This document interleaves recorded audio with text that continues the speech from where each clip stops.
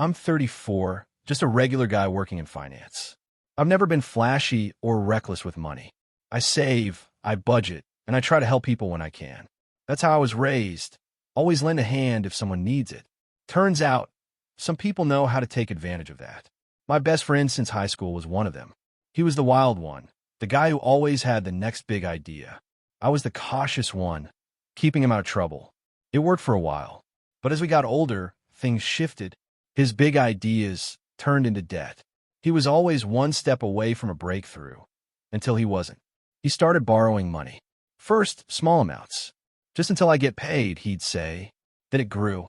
Every time, he swore it was the last time. I believed him. After all, that's what friends do, right? But looking back, I should have seen the pattern. The last time he came to me, it was different. He called late at night, practically sobbing. Said his wife was threatening to leave, the bills were piling up, and the collectors were hounding him. He begged me to help, just one more time. I hesitated. I'd already given him so much. But he promised. This would be it. He swore he had a solid plan to get back on his feet. I wanted to believe him, so I did. I sent him my last bit of savings. It was supposed to be for a down payment on a house.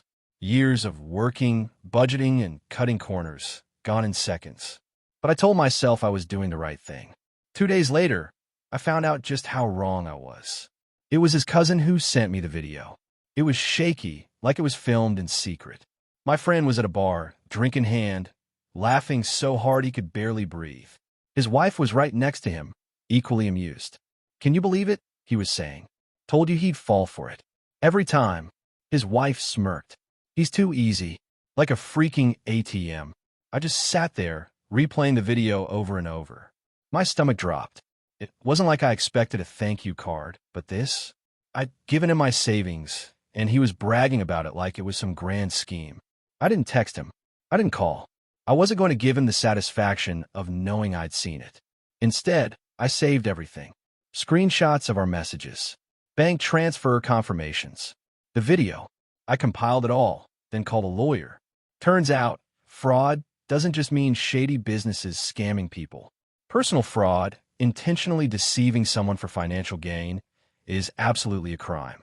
And with the evidence I had, it was enough for a strong case. My lawyer was thorough. We filed a formal complaint, and it didn't take long for the authorities to get involved.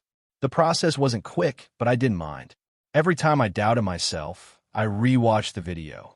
That laughter, that smugness. Weeks passed. I didn't hear from him, which wasn't surprising.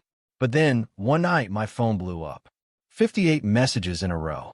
"Dude, I'm so sorry. I didn't mean it like that. It was just a joke, man. You can't seriously be doing this." And my personal favorite from his wife. I had nothing to do with it. Please, they're saying I was involved. I wasn't, right? Because laughing about scamming someone totally screams innocence. I didn't respond. Not a single word. Then the day came. The police showed up at his door. I wasn't there, but I heard about it. Neighbors talk. Apparently, he tried to act shocked, like this was all some big misunderstanding. His wife tried playing the victim, but the evidence spoke louder than anything they could say. After the arrest, the excuses kept coming. His parents even showed up at my door.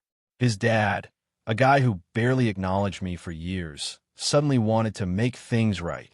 His mom cried, begged me to drop everything. "You're ruining his life," she said. I just shook my head. He did that himself. It was a whole other level of awkward.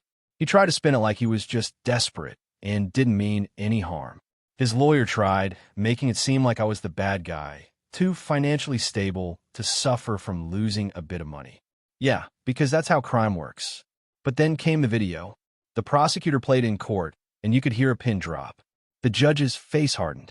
His lawyer didn't have much to say after that. It didn't take long for the verdict. He was sentenced to 5 years. His wife got 3. They were ordered to pay full restitution, though I doubt I'll ever see a penny of it. Doesn't matter. I'm not the one who lost everything. The aftermath was weird. Some mutual friends tried to guilt me, but I cut them off. Others apologized, admitting they had no idea how bad it was. Whatever. I'm just glad it's over. And the best part? I don't regret a thing. For once, I stood up for myself. I stopped being the guy people could manipulate. And you know what? That feels better than any amount of money ever could. Anyway, that's my story. If you made it this far, thanks for sticking around. And hey, if you've ever been in a situation like this, let me know.